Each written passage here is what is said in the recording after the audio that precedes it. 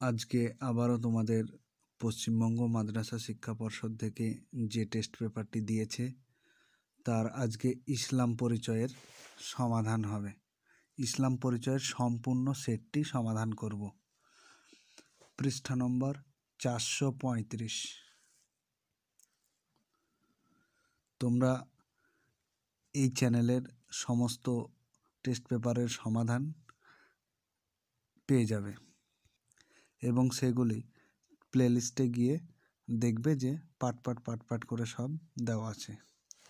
আজকের প্রথম প্রশ্ন, সূরা আন-নাসের আয়াত সংখ্যা কয়টি? 3টি। সূরা আন-নাস অবতীর্ণ হয় কোথায়? এটা হয় মদিনাতে। আল ইনসান শব্দের অর্থ কী? দেখো, ইনসান শব্দের অর্থ তো জানতাম মানুষ, কিন্তু এখানে আল ইনসান দেওয়া আছে। এবার সবগুলোই মানুষের মধ্যে পড়ছে, কিন্তু একটা আছে যেটা ব্যক্তি, আমার মনে হচ্ছে এটা হবে, তবুও তোমরা একবার কনফার্ম হয়ে নিও। পরের প্রশ্ন, মানুষের অধিপতি বলে কাকে বোঝানো হয়েছে? মানুষের অধিপতি বলতে মালিক বা প্রভুকে বোঝানো হয়েছে, এক কথায় আল্লাহকে বোঝানো হয়েছে। পরের প্রশ্ন, সূরা এটা নাম্বার নয়, এটা আন-নাসর হবে। বিজয় বলে কোন বিজয়কে বোঝানো হয়েছে? এটা মক্কা বিজয় হবে। সূরা আসরে, এটাও আসরে হবে। আসরে আল্লাহ তাআলা কিসের শপথ করেছেন? সময়ের বা যুগের শপথ করেছেন। মক্কা বিজয়কালে মুসলিমদের সৈন্য সংখ্যা কত ছিল? 10,000। ভিডিওটি একটু বড় হবে যেহেতু সম্পূর্ণ সমাধান করব, তাই তোমরা ধৈর্য ধরে শেষ পর্যন্ত দেখো। পরবর্তী, নিচের বর্ণিত আয়াতটি অনুবাদ করো। তাহলে এই আয়াতটি দেখো, তোমাদের ইসলাম পরিচয়ের 2 নম্বর আয়াত আছে, আমি দেখিয়ে দিচ্ছি একবার। আয়াতটি হলো যে এর অর্থটা হলো, হে নবী, লোকেরা তোমাকে জিজ্ঞাসা করে তারা কি খরচ করবে, তুমি বলে দাও যে বস্তুই তোমরা খরচ করবে তা নিজের পিতামাতার জন্য, আত্মীয় স্বজনের জন্য, অনাথ, নিঃস্ব, নিঃসম্বল ও মুসাফিরদের জন্য খরচ করবে। পরের প্রশ্ন, নিচের আয়াতটির অংশটির সংক্ষেপে ব্যাখ্যা করো। এটা তোমাদের 1 নম্বর আয়াত, দেখিয়ে দিচ্ছি। তোমাদের শুধু ব্যাখ্যা চেয়েছে, তাই তোমরা কি করবে, এইখান থেকে কোনো জাতির অধঃপতনের কারণ এইখান থেকে শুরু করে তোমরা তাদের সঙ্গে থাকেন এই পর্যন্ত ব্যাখ্যাটা লিখে দেবে। পরের প্রশ্ন, নিচে সূরাটির অনুবাদ করো। এটা হচ্ছে সূরা আন-নাসর, সেটা অনুবাদ করবে এবং আমি দেখিয়েও দিচ্ছি। এটা হচ্ছে সূরা আন-নাসর, এটা তোমরা দেখে নেবে। এখানে 2টো আয়াত আর এখানে একটা আয়াত আছে, 3টে আয়াত তোমরা দেখে নেবে।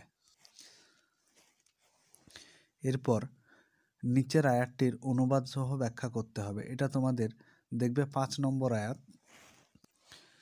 এই আয়াতটি ওখানে আছে যে তোমরা অর্থ সহ ব্যাখ্যা করতে বলেছে, তাহলে আগে অর্থটা লিখবে, তারপর ব্যাখ্যাগুলি লিখে দেবে। এটা 5 নম্বর আয়াত।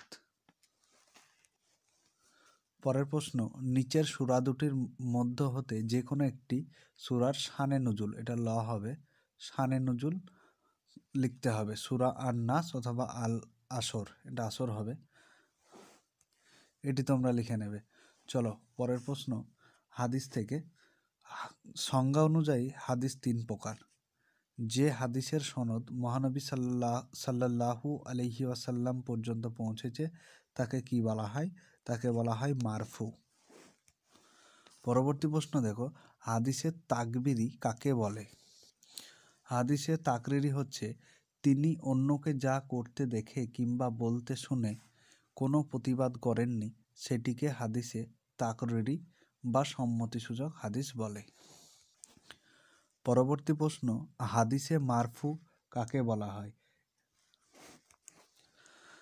যে সমস্ত হাদিসের বর্ণনা পরম্পরা নবী করিম সাল্লাল্লাহু আলাইহি ওয়াসাল্লাম পর্যন্ত পৌঁছেছে তাকে মারফু হাদিস বলে।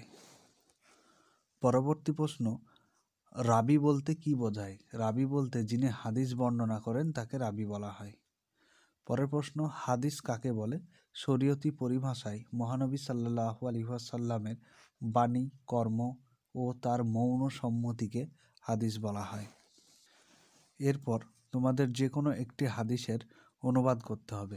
প্রথম হাদিসটা হচ্ছে তোমাদের হাদিস নম্বর 4, দেখিয়ে দিচ্ছি। শুধু অনুবাদ করতে বলেছে।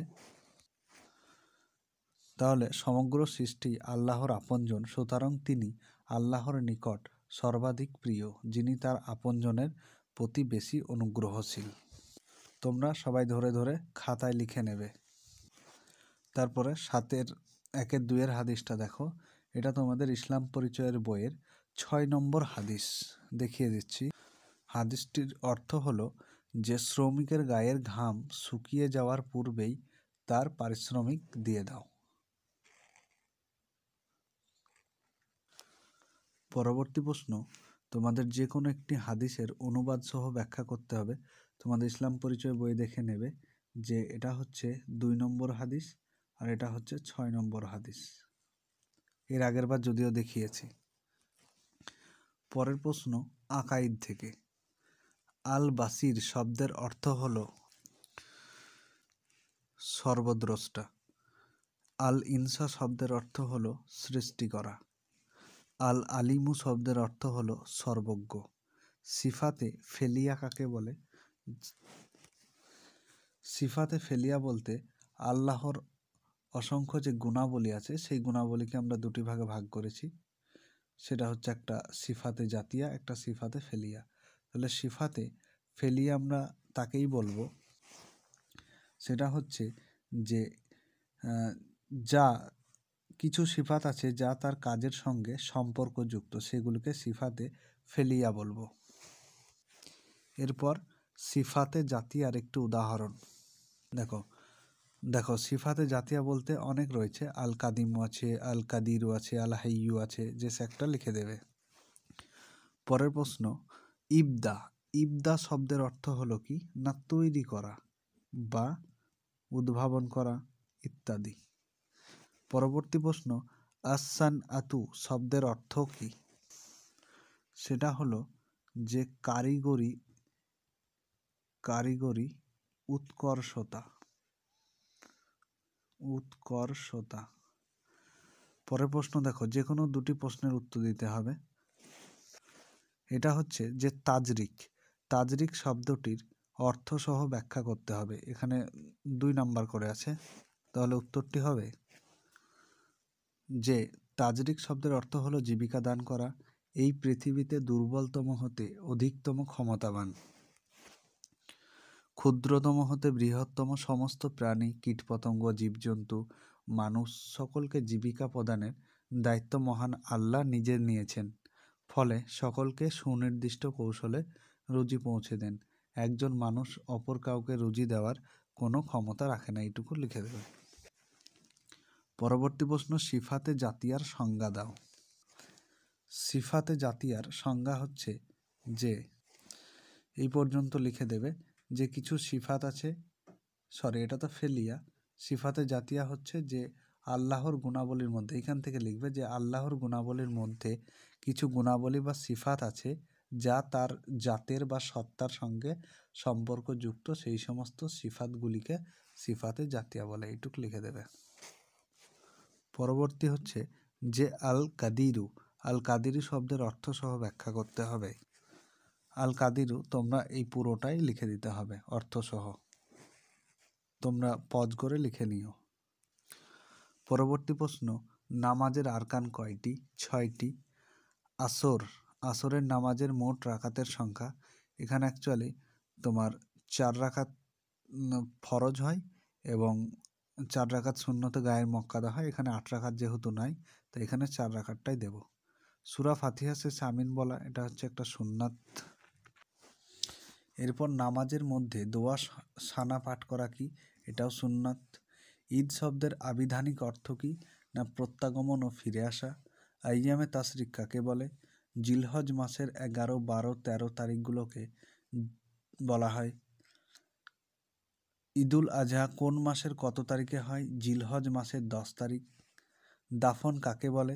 মৃত ব্যক্তিকে নামাজে জানাজার পর কবরস্থ করাকে দাফন বলা হয়। জানাজার নামাজ কি?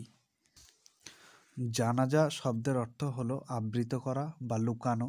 তাহলে মৃতের ধর্মীয় শেষকৃত্য সম্পাদনের উদ্দেশ্যে যে নামাজ পড়া হয় তাকে জানাজার নামাজ বলে। পরের প্রশ্ন, লাশ কবরে নামাবার সময় কি দোয়া পড়তে হয়? এটি হলো বিসমিল্লাহ ওয়া আলা মিল্লাতি রাসূলিল্লাহ বা রাসূলুল্লাহ। পরবর্তী প্রশ্ন হলো, এগুলি 6 দুগুণে 12, মানে 6টা থাকবে 2 নাম্বার করে। জানাজা নামাজের ফরজগুলি লেখো। জানাজা নামাজের 2টি ফরজ, একটা হচ্ছে 4 তাকবীর আর একটা হচ্ছে কিয়াম বা দাঁড়িয়ে পড়া। পরবর্তী প্রশ্ন, ঈদের তাকবীরটি লেখো। তাহলে এটা হচ্ছে ঈদের তাকবীর। এই তাকবীরটি পড়তে হয় আল্লাহু আকবার, আল্লাহু আকবার, লা ইলাহা ইল্লাল্লাহু, ওয়াল্লাহু আকবার, আল্লাহু আকবার, ওয়ালিল্লাহিল হামদ। পরবর্তী প্রশ্ন, কাদের ইমামতি করা মাকরু? এখানে যাদের যাদের ইমামতি করা মাকরু তারা হলো গোলাম বা কৃতদাস, অন্ধ, রাতকানা, সুদখোর, ফাসেক ব্যক্তি, মদ্যপানকারী, এরকম তোমরা 2-4টে লিখে দেবে। পরবর্তী প্রশ্ন হলো, তাকবীরে তাহরিমা কি বা কাকে বলে? এখানে দেখো, তাকবীরে তাহরিমা বলতে যে নামাজে দাঁড়িয়ে নিয়ত করার পরে 2 কান বরাবর হাত উঠিয়ে আল্লাহু আকবার বলতে হয়, এটাকেই বলা হয় তাকবীরে তাহরিমা। পরের প্রশ্ন হচ্ছে, সাহু সিজদা কি? দেখো, সাহু সিজদা হলো যে সাহু কথার অর্থ ভুল, কিন্তু শরীয়তের ভাষায় এক বা একাধিক অনিচ্ছাকৃত ভুল বা ত্রুটি হয়ে গেলে সংশোধনের জন্য শেষ বৈঠকে তাশাহুদ সমাপ্ত করে ডান দিকে একবার সালাম ফিরিয়ে বাম দিকে সালাম ফেরানোর আগে আল্লাহু আকবার বলে যে 2টি সিজদা করা হয় তাকে সাহু সিজদা বলে। পরের প্রশ্ন, জুমার নামাজ শুদ্ধ হওয়ার শর্তগুলি লেখো। শুদ্ধ হওয়ার কয়েকটি শর্ত আছে, দেখো, যে শহর ও শহরতলি হওয়া, জোহরের সময় হওয়া, খুতবা পড়া সেটা নামাজের আগে, সর্বসাধারণের প্রবেশাধিকার থাকা, তারপর জামায়াত হওয়া। পরের প্রশ্ন হলো, ইজার কি? ইজার হলো 4 কোণ বিশিষ্ট কাপড়, এমন লম্বা হবে যার দ্বারা মৃতের পা থেকে মাথা পর্যন্ত ঢাকা যাবে, লেফার থেকে একটু ছোট হবে। পরের প্রশ্ন, পুরুষের কাফন কয়টি ও কি কি? পুরুষদের জন্য 3খানা কাফন দেওয়া হয়, একটা হচ্ছে কুর্তা বা কামিজ, একটা হচ্ছে ইজার, একটা হচ্ছে লেফা বা চাদর। এই 3টে তোমরা লিখে দেবে, সংজ্ঞা লিখতে হবে না, শুধু কাপড়ের নাম 3টে লিখে দেবে। এর পরের প্রশ্ন, জানাজা নামাজের শর্তাবলীগুলি লেখো। দেখো, জানাজার নামাজের শর্তাবলী হলো মৃত ব্যক্তির মুসলমান হওয়া, মৃত ব্যক্তিকে গোসল দেওয়া, মৃত ব্যক্তির উপস্থিতি, মৃত ব্যক্তির দেহ নামাজীদের সামনে রেখে জানাজার নামাজ পড়া, তারপর 5 নম্বর, মৃত ব্যক্তির দেহ মাটির উপর রাখা, মানুষের কাঁধের উপরে বা কোনো যানবাহনের উপর রাখা ঠিক নয়। এই কটি লিখে দেবে। পরের প্রশ্ন, জুম্মার নামাজ ফরজ হওয়ার শর্তাবলী লেখো। এখানে দেখো, জুম্মার নামাজ ফরজ হওয়ার শর্ত আছে, পুরুষ হতে হবে, স্বাধীন হতে হবে, মুকিম হতে হবে, তারপর হচ্ছে সুস্থ হতে হবে, তারপর অন্ধ ব্যক্তির উপর জুম্মার নামাজ ফরজ নয়, 5 ওয়াক্তের নামাজ ফরজ হওয়ার শর্তাবলী কারোর মধ্যে বিদ্যমান থাকতে হবে। এই কটি। পরের প্রশ্ন, মহিলাদের কাফন কি কি? দেখো, এখানে স্ত্রীলোক বা মহিলাদের কাফনের জন্য 5টি কাপড় দেওয়া সুন্নত। প্রথম হচ্ছে কুর্তা বা পিরহান, পরবর্তী হচ্ছে ইজার বা পায়জামা, 3 নম্বর লেফা, 4 নম্বর দামানি বা মস্তক আবরণী, 5 নম্বর সীনাবদ্ধ বা বক্ষ আবরণী। এইগুলি লিখে দেবে। এর পরের প্রশ্ন, নামাজের শর্তাবলীগুলি আলোচনা করো। দেখো, নামাজের শর্তাবলী। নামাজ শুদ্ধ হওয়ার জন্য শর্ত আছে 60টি। এই 60টি শর্ত তোমরা লিখে নেবে। এই পর্যন্ত। পরবর্তী প্রশ্ন, ফারাইদ থেকে যে ত্যক্ত সম্পত্তির মৃত ব্যক্তির হক বা অধিকার কয়টি? সেটা হচ্ছে 4টি। মৃতের ওয়ারিশ বা উত্তরাধিকার হওয়ার শর্ত কয়টি? সেটা হচ্ছে 3টি। পরের প্রশ্ন হলো, জাবিল আহরাম কাকে বলে?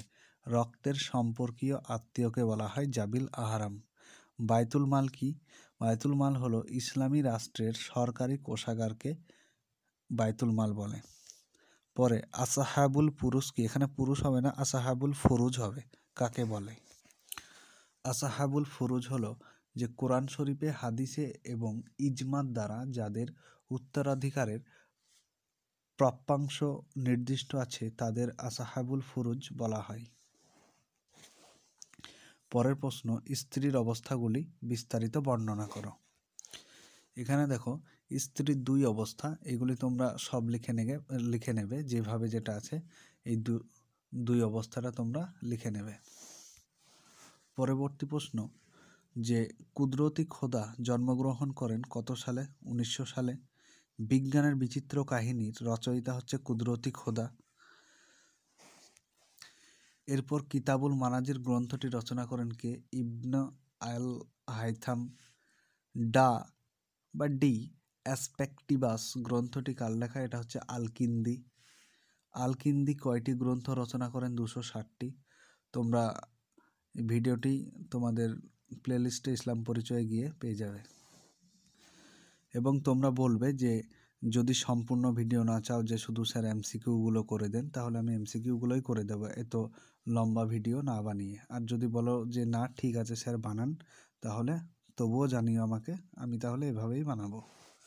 পরবর্তী প্রশ্ন, যে অলবিরুনির পুরো নাম কি? এটা হচ্ছে আবু রাইহান মোহাম্মদ ইবন আহমেদ অলবিরুনি। পরের প্রশ্ন, কুদরত ই খোদা কত সালে জন্মগ্রহণ করেন? 1900 সালে বীরভূমের মাড় গ্রামে। পরবর্তী প্রশ্ন, যে পদার্থবিজ্ঞানে অলবিরুনির অবদান কি? সেটা হচ্ছে যে 18টি মূল্যবান পাথর ও আপেক্ষিক গুরুত্ব নির্ণয় করা। পরবর্তী প্রশ্ন, ইন্ডিয়া উইংস ফ্রিডম গ্রন্থের লেখককে? সেটা হচ্ছে মৌলানা আবুল কালাম আজাদ। আজাদ নেই, শুধু কালাম। তারপর বেগম রোকেয়ার জন্ম কত সালে? 1880 সালে। পরবর্তী প্রশ্ন, কত সালে মনিরুজ্জামান ইসলামাবাদী জন্মগ্রহণ করেন? জনাম নয়, এটা জন্মগ্রহণ হবে 1888 সালে। ছাত্র জীবনে ডক্টর শহীদুল্লাহকে বেদ পড়াতে অস্বীকার করেছিলেন সত্যব্রত শামসরমি। পরের প্রশ্ন, সাখাওয়াত হোসেন কে ছিলেন? একজন ডেপুটি ম্যাজিস্ট্রেট ছিলেন ও রোকেয়ার স্বামী ছিল। ভিডিওটি ভালো লেগে থাকলে বন্ধুদের সাথে শেয়ার এবং সাবস্ক্রাইব করো পরবর্তী ভিডিওর জন্য, এবং কমেন্ট করে জানিও কোন ভিডিওটি তোমাদের দরকার।